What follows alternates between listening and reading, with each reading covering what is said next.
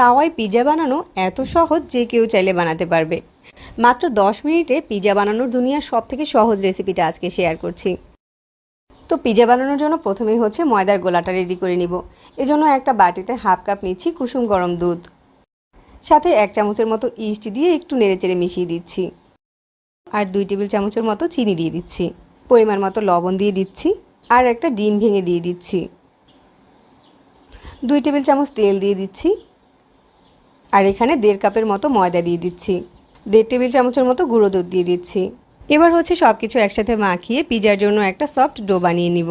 পিৎজার ডোতে এভাবে ডিম ব্যবহার করলে কিন্তু পিৎজার ডোটা অনেক বেশি ফ্লাফি হয় আর খুব সহজে অনেক বেশি ফুলে ওঠে, সাথে পিৎজার ক্রাস্টটা খেতেও বেশি মজার হয়। ময়দার গোলাটাকে একটু সময় নিয়ে মথে নিয়েছি আর সফট একটা গোলা বানিয়ে নিয়েছি। এবার এটাকে আধা ঘন্টার জন্য রেস্টে দিয়ে দিচ্ছি যাতে আরও কিছুটা সফট হয়ে যায় আর অনেকটা ফুলে ওঠে। এখন হচ্ছে পিৎজার জন্য কিছু চিকেন ম্যারিনেট করে নিচ্ছি। এখানে 1 কাপের মতো বোনলেস চিকেন নিয়েছি। চিকেনটাকে এরকম একটু স্লাইস করে কেটে নিয়েছি। তারপর এর সাথে হাফ চামচের মতো দিচ্ছি রসুন বাটা আর হাফ চামচ দিচ্ছি আদা বাটা, 1 চামচের মতো সয়া সস দিয়ে দিচ্ছি আর পরিমাণ মতো লবণ দিয়ে দিচ্ছি, হাফ চামচ গোলমরিচের গুঁড়া দিয়ে দিচ্ছি আর হাফ চামচ লাল মরিচের গুঁড়া দিয়ে দিচ্ছি। এখন হচ্ছে সব কিছু একসাথে নেড়েচেড়ে মিশিয়ে নিচ্ছি। এবার হচ্ছে কড়াইতে অল্প একটু তেল দিয়ে এই চিকেনগুলোকে নেড়েচেড়ে ভেজে নিচ্ছি। তো পিৎজার টপিংয়ের জন্য চিকেনটা এখন ভাজা হয়ে গিয়েছে, আর এই সময়ের মাঝে ময়দার ডোটাও খুব ভালো করে এরকম ফুলে উঠেছে। এ পর্যায়ে হচ্ছে ডোটাকে খুব বেশি মথা যাবে না, বাটি থেকে তুলে নিচ্ছি আর এখানে পিৎজা বানানোর জন্য প্যানটা রেডি করে নিচ্ছি। পিৎজার ডোটাকে প্যানে দিয়ে হাত দিয়ে এভাবে করে ছড়িয়ে দিচ্ছি। এই ডোটাকে আপনাকে বেলে নিতে হবে না, হাত দিয়ে এভাবে একটা রুটির মতো শেপ করে নিলেই হয়ে যাবে। আমি এরকম পাতলা করে রুটির মতো করে নিয়েছি, আর এখন হচ্ছে একটা কাঁটা চামচ দিয়ে এটাকে একটু কেচে দিচ্ছি। এবার হচ্ছে এখানে দিয়ে দিচ্ছি টমেটো সস। চাইলে এখানে পিৎজা সসটা দিয়েও বানাতে পারেন, তবে পিৎজা সসটা সবার হাতের কাছে থাকে না।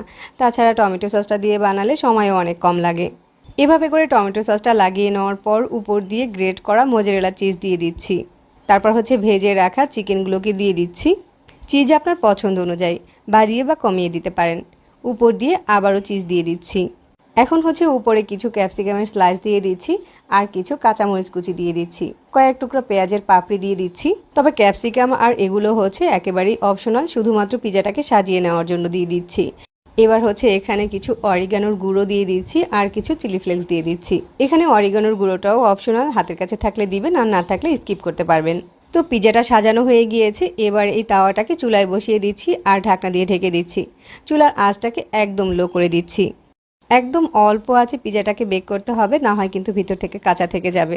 তো আমাদের তাওয়া পিৎজা এখন একদম রেডি।